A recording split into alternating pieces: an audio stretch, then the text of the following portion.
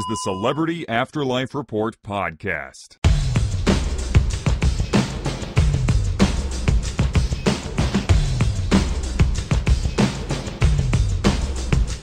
Hello, my friends. Welcome to another edition of the Celebrity Afterlife Report, the only show on the internet that gives you the up-to-the-minute gossip about all your favorite deceased celebrities.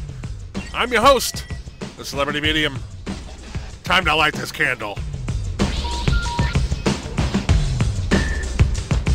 As regular listeners to the report know, we have been following the story about Charles Lindbergh and his plans to build a whites-only community in the next world. To everyone's surprise, Adolf Hitler, the Nazi dictator with whom Lindbergh was reportedly developing the plan, recently announced that he was renouncing his old ways and that he now wanted nothing to do with the project. Lindbergh has forged on without him. Hitler has been living in a tent, keeping a vigil outside the entrance to the under-construction town. In the past week or so, he has been joined by a growing crowd of supporters. To the list of people there, we can now add the name of Dr. Martin Luther King Jr. Until a few days ago, King had been touring as a soul singer, using the stage name Doc Martin, performing before large audiences composed mostly of women, swooning before him. As soon as the tour ended, King joined the crowd of people around Hitler to oppose racism. According to my sources, Martin and Adolf have become unlikely friends, united by a common cause. Some people in the afterlife have criticized King for befriending the former dictatorial ruler of Germany, but King has responded by saying he believes Hitler is a changed man and that everyone, no matter what they have done, is entitled to a second chance, especially in the next world. Sources who have visited the scene of the ongoing protests tell me that the Reverend has been teaching the former Nazi leader English in recent days, starting with the lyrics to the song "We Shall Overcome." Reports are that while Hitler's English is still sketchy, his singing voice is surprisingly good. Now, I must report that there is also a rumor going around that Coretta, Dr. King's wife, is peeved that he went directly from his singing tour to living 24/7 at Hitler's protest site.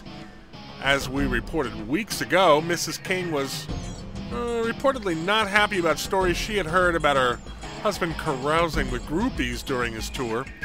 Friends say she suspects his being at Hitler's side has as much to do with him avoiding her as with his interest in opposing the construction of the segregated town.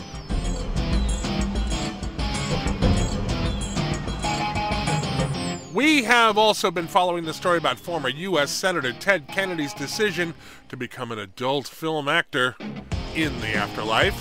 Last week we broke the news that his female co-star in the upcoming Mr. Kennedy Comes to Washington will be the bosomy 1950s sex bomb Jayne Mansfield. At the time, I said it would be interesting to know what the senator's brothers, John and Robert, think about his change of careers. I think I can say with confidence that what I am about to tell you has not made them smile. A source who got her hands on a copy of the script for the film tells me that it features an orgy scene with Ms. Mansfield, Senator Kennedy, and lookalikes of John and Robert Kennedy. Now, as this is a G-rated podcast, I will not go into the sordid details. I will leave them to your imagination, except to mention that some of the action takes place on the desk in a recreation of the Oval Office. While the former senator is maintaining radio silence about anything to do with the upcoming movie or his new career in general, John and Robert Kennedy have both issued strongly worded public statements about the matter. The former president and attorney general say they are shocked and displeased by their brother becoming a porno star and by his decision to depict them in his debut film without their consent. Asked for her reaction to their displeasure, Mansfield said that they should both, quote, lighten up, and that the tone of the movie is comedic and in no way intended to be disrespectful to her co-star's brothers.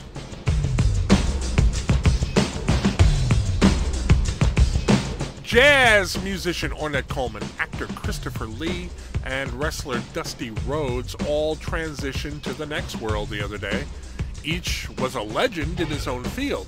The three arrived simultaneously in the afterlife and were, of course, welcomed by the unofficial greeter to the stars, Soul Brother number one, James Brown. As the trio was so well known on the earthly plane, there was also a large crowd of their fans on hand. Now, unlike some new arrivals, Coleman, Lee, and Rhodes all seemed fully oriented and happy to be in their new existence. A crew from the popular TV show Next World Tonight was on hand, and the program's reporter asked the men if they had any words for their Afterlife fans. Coleman and Lee were gracious in thanking the crowd for coming out to welcome them, but the big surprise was Dusty's response. When he was active in wrestling, Dusty was known as one of the best talkers in the business. Some of his classic promos are available for viewing on iTunes, including one that fans refer to as the Hard Times promo, considered possibly the best wrestling promo of all time. In response to the reporter's question about how Dusty felt about arriving in the next world, he dove into a spontaneous oration that reversed the theme of the Hard Times promo. For 3 minutes, according to sources, Dusty talked about how arriving in his new existence meant the beginning of good times for him. I'm told that the crowd was speechless as he ad-libbed. Some people moved to tears by his words. Christopher Lee and Ornette Coleman stood and watched as Dusty talked, and when he finished, they both expressed their admiration for his skills to the TV camera. Lee said it was the finest piece of improvisational acting he had ever seen. When Dusty finished, his old friend, wrestler and announcer Gorilla Monsoon came up to him and hugged him. A source who is close enough to eavesdrop on the conversation says that Monsoon told Dusty that he should drop by the New Globe Theater where Vincent McMahon, father of the current chairman of World Wrestling Entertainment, has his Shakespearean troupe perform. Dusty reportedly said he would be happy to as soon as he got settled in.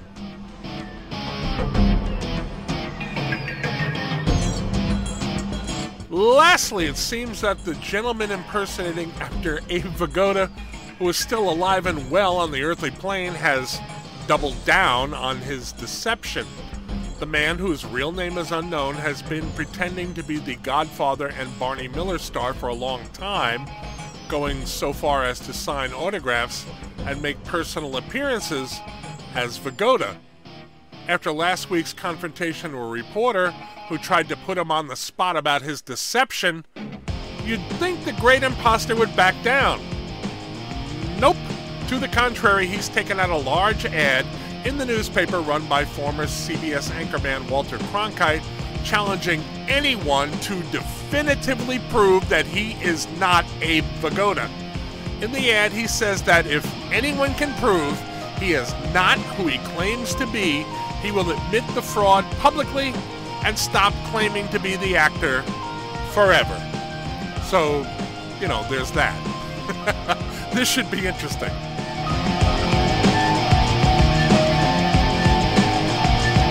Okay, fans, that's going to do it for this edition of the Celebrity Afterlife Report.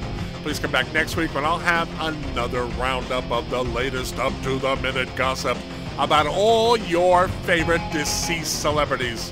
Until then, take care, and please tell your friends that the report is available for free on iTunes. I am the Celebrity Medium. Thanks for listening.